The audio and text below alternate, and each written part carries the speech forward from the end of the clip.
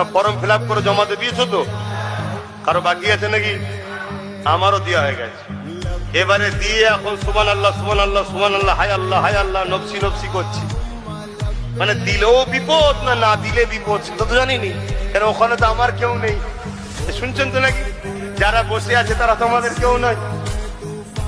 কি হবে? চলো বিসমিল্লাহ বলে দিয়ে দিয়েছি, যা হবে হবে। যেতে হয় একসাথেই যাব, থাকতে হয় একসাথেই থাকবে।